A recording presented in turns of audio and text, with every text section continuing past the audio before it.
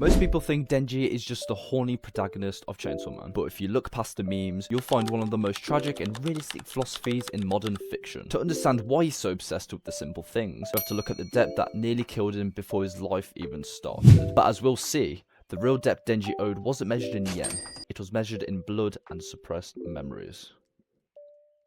His childhood, it wasn't the most heartwarming. Without a mother or a father, Denji was flat broke and forced to hunt devils to pay off his debt at an early age. In the beginning of the manga, it's shown that Denji's father took his own life, leaving a young boy to inherit a crushing debt from him for his son to pay, and his mum died from an unknown heart disease. It's heart-wrenching, but it's a lie. The truth, however, is far darker. Later in the story, someone investigated his past and it was sadly revealed that Denji killed his father in self-defense during a drunken attack. This didn't just impact him, it defined him. As a child, his only choice was to forget.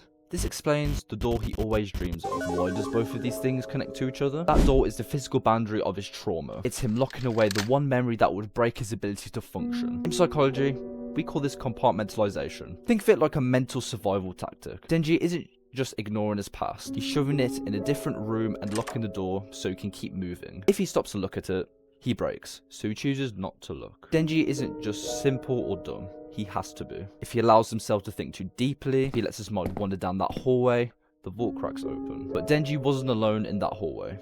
He had Pochita. For years, we saw Pochita as a cute chainsaw dog, but in the context of Denji's psychology, Pochita deserves a much deeper purpose. He is the guardian of the vault. In those recurring dreams where Denji is standing in front of the door, Pochita's voice we hear saying, "Denji, don't ever open that door." Pochita knows that the only way for Denji to stay human, to keep that simple, happy-go-lucky personality, is to keep the trauma locked away. By telling him not to open it, Pochita isn't just protecting a secret, he's protecting Denji's soul from being crushed by the weight of his own past. The contract wasn't just, live your dreams for me. It was, I will give you my heart so you can survive the truth. He stays focused on the most basic human desires: food, sleep, and touch, because those are the only things loud enough to drown what's behind that door.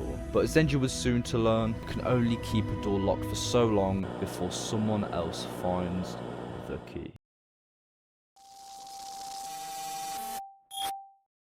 Denji's survival relied on silence, but Makima, she's the only character who refuses to let him stay quiet. You see, Denji's philosophy is dangerously simple. Find happiness in the small things: a warm meal, a place to sleep, a family to come home to. To Makima, that simplicity wasn't a strength, it was a target. She reached into the one place Denji tried to keep buried, that locked door in his past. By forcing that door open, she turned his own survival instincts against him. She took the key to his trauma and used it to unlock a nightmare. Look at Aki. He was the brother Denji never had, but Makima, she didn't just kill him. She orchestrated a tragedy so twisted that Denji was forced to become the gun fiend's executioner. Ask yourself, how do you maintain a simple philosophy when you're forced to kill the person you love most just to stay alive?